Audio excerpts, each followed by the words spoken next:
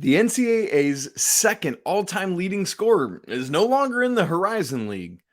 But I tell you what, there is a team in this conference I believe is going to dominate their way through Middle America this season. You are Locked On College Basketball, part of the Locked On Podcast Network. Your team every day. Hey there, what's up? Welcome into the Locked On College Basketball Podcast, the only daily national college hoop show out there. I'm your host today, Isaac Shade, and I want to thank you for tuning in with us to get college basketball information every single day, all summer long. And man, I love it right now because we are starting into this week our conference preview series leading up to the beginning of the basketball season. Going to be about 8 weeks long. We're going to hit all 32 Division I conferences in some way, shape, or form. The Power 6 conferences and 4 other major conferences are going to get their own show, and then the other 22 are going to get at least a segment or two. And so we do that today. So again, that's the Power 6 plus West Coast, A10, AAC, and Mountain West, all going to get a full 30-minute show, and then a segment or so for the others. Off the top, yesterday we began our whole series, Andy Patton and I, talking about the Atlantic Coast Conference. And I realized after the fact, I mistakenly missed Duke's regular season ACC championship in the 2022 season and led us astray in that way. Everything else I said about it was correct, that they, previous to that, they hadn't won a shared championship since 2010 and an outright regular season since 06. But, whatever. We do that. We talk about college basketball every day. We're going to screw it up sometimes. So I ask for your grace. Anyway, today we're getting on the show. We're getting into the Horizon League. Going to give you a primer for the Horizon League, some names to know, things of that nature. I want to talk after that about some scheduling changes they're doing this year, and then some quick hitter news bites about player movement towards the end of the show. So let's get right into the Horizon League. 11 teams in the Horizon League. I love a good 11 team or 10 team league, because then you can get a full round robin with 18 or 20 games. And that's exactly what the Horizon League does. Let me make sure you know the teams just to be sure. This is alphabetical order. Cleveland State, Detroit Mercy, Green Bay, Ooey Pooey, IUPUI, Milwaukee, Northern Kentucky, Oakland, Purdue, Fort Wayne, Robert Morris, Wright State, and Youngstown State. There's your 11 teams. Last year, Youngstown State was regular season champ, 15-5, just ahead of Milwaukee, Northern Kentucky, and Cleveland State, all sitting at 14-6. And then Northern Kentucky actually came and won the tournament championship as the 4 seed. And they won that over Cleveland State. First team last year, Antoine Davis, now the NCAA's all-time second leading scorer, Tristan Enaruna, Jalen Moore, Trey Calvin, and Dwayne Cohill. 2 of those guys, Enaruna and Calvin, are back. I love that. Antoine Davis, obviously the nation, not only the Horizon League's leading scorer, the nation's leading scorer, he's gone, so they got to replace all of that. This conference, Horizon League, 21st at KenPom last year out of the 32 conferences in the nation. Part of that is because 2 of the teams, Ooey Pooey and Green Bay, were ranked 360th and 361st at KenPom out of the 363 teams in Division I. That ain't going to help you raise on up in the conference rankings. Highest rated team last year at KenPom was Youngstown State at 131. In fact, there was only 3 teams in the top 200. Youngstown State, along with Northern Kentucky, who was 160, and Cleveland State at 195. With that little kind of primer, let's look ahead then to this year.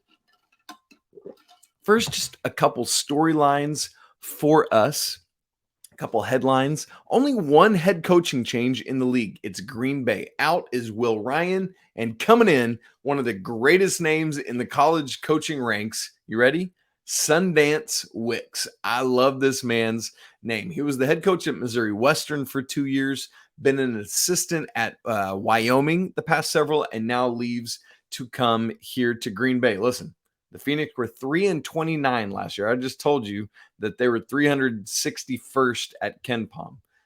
And got to do much to get better than that. We'll just say it that way.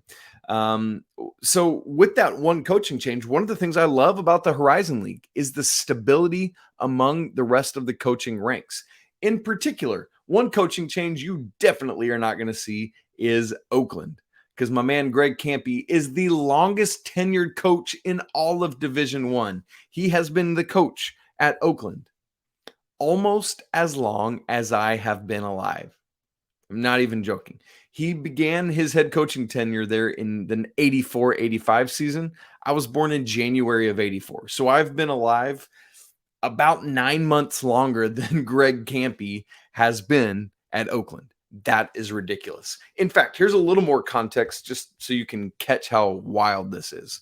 Only 2 coaches in all of Division I outside of Greg Kampe have even been at their schools since the 90s. That's Ron Cottrell at Houston Christian since 91-92, and the man Tom Izzo, third longest tenured coach in all of Division I, been at Michigan State since 95-96. Now, another word about stability in the Horizon League this year is the players. The vast majority of these teams, as I look across their rosters and projecting starting lineups and things like that, particularly at the top of the conference, no shocker there, are going to be loaded with a starting 5 or 4 of the 5 of juniors, seniors, and grads. And so there's going to be a lot of experience, a lot of upperclassmen playing in this league. It's going to be really interesting. And then probably the biggest storyline, at least from the national standpoint looking in, is, oh boy, Detroit Mercy loses Antoine Davis, the nation's second all-time in scoring. What are they going to do? Well, here's the dirty little secret. Detroit Mercy wasn't all that great even with him last year. All apologies to Mike Davis. It's just the truth of it. They're probably going to hang out in that, not in the cellar of the Horizon this year, but, maybe 6, 7, 8. I've got them 8th personally. So first team last year, talked about them all. 2 of those 5 are back. Tristan Enaruna from Cleveland State, who he said he's a senior forward, 6'8", 220, averaged 15.6 points a game, had played at Kansas State and Iowa State before. The other is Trey Calvin, who, my word, I love watching this dude from Wright State, a grad student, 6 foot, 165 guard, 20.3 points a game last year, 3.7 assists, 39% from 3, 88% from the free throw line. My man Trey Calvin is an absolute dude. But hold the phone, Wright State, because you got another 20-point a game guy coming in. Let's talk about, I just want to highlight 2 transfers. The most important of whom to me is Tanner Holden, who actually started his career at Wright State, played 3 years there, last year transferred and played at Ohio State, and is now coming back to finish things off at Wright State. Oh, by the way, his last year, his junior year at Wright State, my man Tanner Holden also averaged 20 points a game. So you pair that with Trey Calvin and that backcourt, that wing situation, yikes. Oh, and by the way, Wright State also has the reigning freshman of the year, big man Brandon Noel. You starting to catch a trend of who I'm leaning towards in this conference? Yeah. But also another guy transferring in is Jay Allen Tovar, coming to Detroit Mercy from New Mexico. So that might help their cause some there. Obviously, there's other transfers, but those are the 2 I wanted to highlight.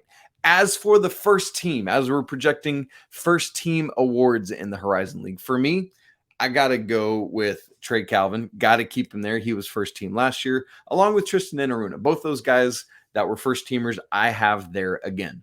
Tanner Holden, though, coming in, got to add him to the list. I know that's 2 Wright State players on the first team, but they've both scored 20 points a game at this school. No reason to think that they won't be up there again. I know they'll probably cut into each other's workload and productivity some, but they're going to be great. Additionally, so far, Tristan Enaruna, Trey Calvin sticking on the first team again. Add Tanner Holden to that. 4th, Marquez Warwick from Northern Kentucky, another guard along with Calvin and Holden, Warwick was on the second team last year, had a phenomenal year at Northern Kentucky. I expect him to do so again and be right at the top. And then my 5th player, rounding out the first team All Horizon League, is Trey Townsend from Oakland, a forward. He was also on second team this year, or last year, excuse me, and I project him to be Oakland's best player. And by the way, so that's my 5, but apologies to BJ Freeman from Milwaukee.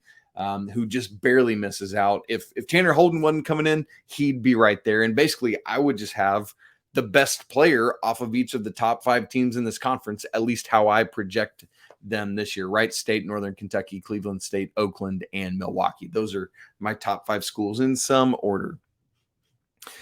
As for my player of the year, I got to go with Tanner Holden. I know he's transferring in, but man, everything this guy has done and then going to get all that experience at Ohio State and coming back, I'm going with Tanner Holden. But if not him, honestly, Trey Calvin, right? Like, to me, it's going to be one of those 2 dudes, unless they just cut each other's productivity so much that they're not doing it. Again, strong teams, lots of talent coming back. The top 4 or top 5, I guess I would say, again, I just mentioned, but Northern Kentucky, Milwaukee, Cleveland State, Wright State, and Oakland. And for me, I have to go with Wright State as both my regular season and conference tournament champion. I think they're going to be that good. I know we're a little bit top heavy here on the horizon, but man, Wright State, I think with those guards, with Calvin and Holden, and then you add in the growth that I expect to see from Brandon Noel this year. And I just think that team's a little bit too much for everybody else. Now, good news for the cellar dwellers, though. Let's end there with this conversation. Again, last year, Ooey Pooey in Green Bay, 360 and 361 at KenPom. I actually don't think they will be at the very bottom of the horizon this year or the nation. I project them got to go up somewhere around the 300 level, maybe in the 310s.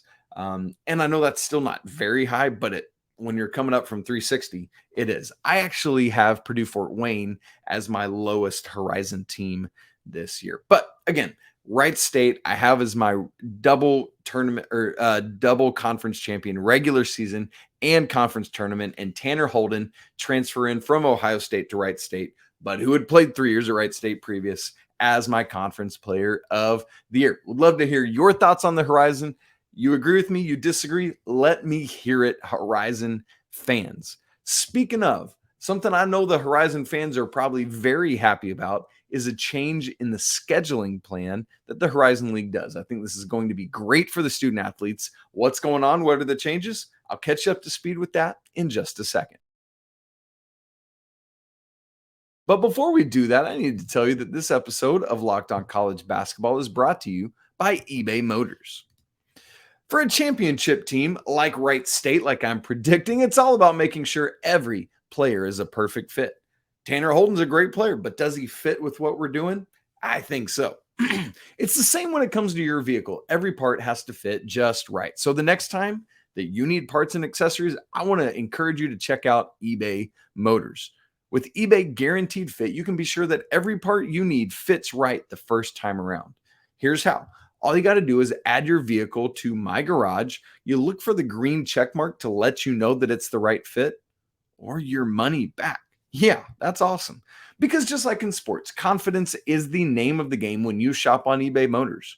And with over 122 million parts, you can be sure that they've got the part for you that can get you right back in the game in no time. After all, it's super easy to bring home a win when the right parts are guaranteed. So get the right parts, the right fit, and at the right price on ebaymotors.com. Let's ride. Guaranteed fit only available to U.S. customers. Eligible items only. Exclusions apply. Hey, I want to remind you all to check out our brothers and sisters over at the college football side of things. I know it's a basketball program, but we support the oblong ball as well. Locked On is kicking up our college football coverage this year. Every Friday, we are having college football kickoff live, 11 a.m. to 1 p.m. Eastern time. It's on every Locked On College YouTube channel. Make sure to go check out all the great content that only the Locked On Podcast Network College Edition can provide to you. Again, that's every Friday, Locked On College Football Kickoff live, 11 a.m. to 1 p.m. Eastern on every Locked On College YouTube channel. You don't want to miss it. Okay, as we've said, the Horizon League is 11 teams, so it's a 20-team conference slate with a true double round robin. You get home and home with every team. I love this. I mourn it when we don't have it, and I think that's part of the terrible thing about the conferences blowing up is you with the true round robin, I think you get a true representation of who the best team is in the regular season, and I think puts all the more onus on the regular season champion. One of the things the Horizon League is doing this year is working to make that even more equitable. The Horizon League has been one of those leagues that has the travel partner scheduling. And by the way, just shouts to the Horizon League for having their conference scheduling out. Thank you, Horizon League. I appreciate it. You happy me. But Horizon League is changing their conference scheduling plan. They're going away from the travel partner scheduling, which they had implemented for a while. Basically, you have a travel buddy, a travel partner based on geographic sensibilities. I'll say it that way. Teams are clumped into pairs, and then you go on a road trip with your travel buddy and play those teams over the course of a couple days, like Thursday, Saturday, Friday, Sunday, Saturday, Monday, something of that nature. 2 games in 3 days, just 1 day in between, kind of like the NCAA tournament would be. From an academic paper on this style of scheduling from the Sports Journal, quote, teams are organized into 2-team clusters. A visiting team comes to the region and plays both opponents during one road trip before returning to their campus, end quote. So that's basically what we're doing. You and another team go off, you play the other 2 teams in that region, and then you come back. So let me kind of give you some examples of that so you can capture it. For example, Green Bay and Milwaukee in the Horizon League had been travel buddies. The Resch Center, Green Bay, and the UWM Panther Arena, Milwaukee, is 116 driving miles. These 2 arenas are apart, just under a 2-hour drive up the west side of Lake Michigan. As another one of the pairs, you got Robert Morris in Moon Township, Pennsylvania, and Youngstown State in Youngstown, Ohio. So for Robert Morris, the UPMC Events Center, from there to the Beagley Center for Youngstown State is 59.8 driving miles, just around an hour travel time. Not too bad, right? So here's how the scheduling went last year, for example. On the Thursday and Saturday of January 19th and 21st, on Thursday, Robert Morris was at Milwaukee, Youngstown State at Green Bay, and then you just flip-flop. Robert Morris travels from Milwaukee to Green Bay and plays there on Saturday. And then Youngstown State, they pass each other like ships in the night. Youngstown State goes from Green Bay down to Milwaukee, and then they play both those games on Saturday. And then later in the schedule last year, Milwaukee and Green Bay came to Robert Morris in Youngstown State. So on the Thursday, Saturday of February 16th and February 18th, Robert Morris hosted Green Bay on Thursday. Youngstown State hosted Milwaukee on Thursday. And then Green Bay and Milwaukee switched spots. And on Saturday, Milwaukee was at Robert Morris and Green Bay at Youngstown State, right? So you just got these pairs, and then you get quads for a weekend, and you just flip-flop. I would almost rather them at that point no, that's dumb. I'm not even going to say that. I was going to say play neutral site games, but I hate that idea immediately. So I retract it. So here's kind of the of that type of scheduling, why it doesn't work on a consistent basis. You're either going to have 2 or 4 on the road or 2 or 4 at home. Every now and again, you'll get an odd number when you play that travel partner, your rival. But like 4 straight on the road, you might come home in between the 2 pairs, but still 4 straight conference road games, and games 2 and 4 are on the back end of a 2-game and 3-day swing. No, thank you. Also, the Horizon doesn't even have an even number of schools. So that makes it more complicated. Like when you had the Pac-10, the Pac-12, that works because you can create travel partners. And so in thinking about some of the negative of this, Kelly Ford, who is assistant commissioner for competition and basketball strategies for the Horizon League, says, quote, first and foremost, we're trying to look at the student athlete experience. We heard from coaches and admins that these long road stretches caused real fatigue. No duh, you think? Just like long home stretches aren't optimal for fan engagement. That's also true. Another part of the issue for me is that if you're doing these things on the weekends, which they're trying to do so that students aren't missing as much school, if it's Thursday, Saturday, Friday, Sunday, or Saturday, Monday, that's forcing those one-off rivalry games to be like Tuesday or Wednesday games. No, that's dumb. That's a Saturday night, right? Like we're talking that's when you want those biggest rivalry games to happen. The other thing is you're trying to get away from back end game fatigue. Like it's just, you can't be at your best if you're doing this all the time. Like in the course of, hey, we're going to do this for a while for the NCAA tournament. That's just what that's always been. It's part of the allure and the intrigue of the NCAA tournament. If you're doing it like at the Power 6 level, for the Big 12 and the ACC, you've got Big Monday. They both participate in that. So you're going to have Saturday, Monday games, but it's not always like had happened in the Horizon. It might be 2, maybe 3 times a year, depending on the quality of team you are. Because Big Monday ain't trying to have Boston College on. All due respect to Boston College, they just don't have to do that. It's the teams that ESPN wants on their network on Monday night. That's what's happening there. But again, for the Horizon League, that's what's always happening. So you got all these back end games where it's just not fair from a competitive standpoint.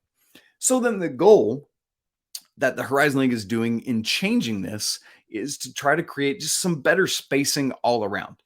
In more specificity of that, it allows for better prep between games. Like if instead of Saturday to Monday, if we had Saturday to Tuesday, or instead of Thursday to Saturday, if we had Wednesday to Saturday, even just that extra day is so helpful. The league is also working to have healthier scheduling patterns for your furthest distance of travel for away games, trying to be really conscientious about that. Ultimately, they're trying to reduce missed class time as little of that as possible is a win. Maximize recovery time instead of I'm playing and then essentially 48 hours later, I'm playing again. So adding these days in between games when possible. So it's not 2 games in 3 days, as has been the standard for the Horizon League.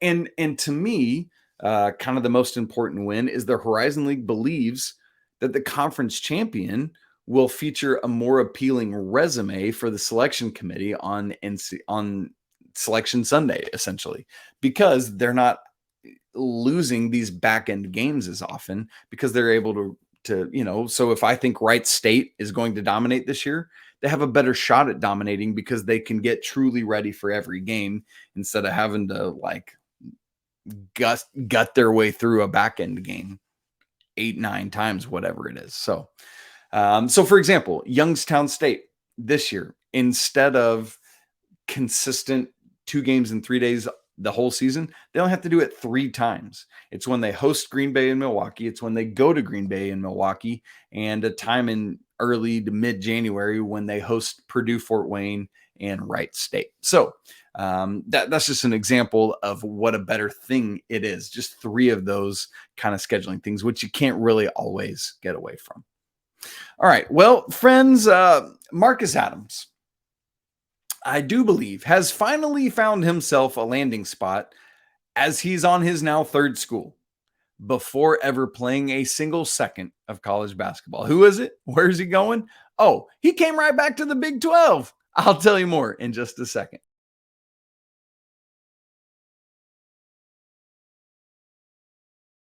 All right, a couple quick hitter personnel things in terms of specific students.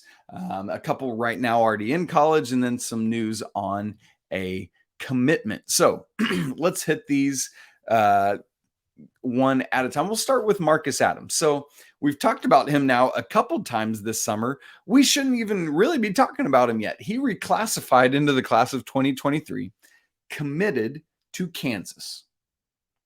So he started Kansas. That was the play. I'm reclassifying. I'm going to play at Kansas.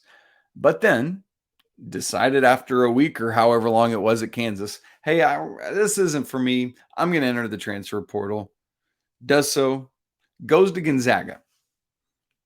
Now, knowing everything we do about the one-time transfer waiver, meaning you can transfer anywhere one time without having to sit out a year. But if you transfer a second time, you're back under the old penalties of you got to sit out a year. So it probably should have been foreshadowing to us, but Marcus Adams never actually enrolled at Gonzaga, so never set the, this is my second school. Ultimately decided he didn't want to go to Gonzaga. And so we found out on Tuesday his new landing spot. He's coming back. Actually, it's funny. If it had been last year, he would have been staying in the West Coast Conference.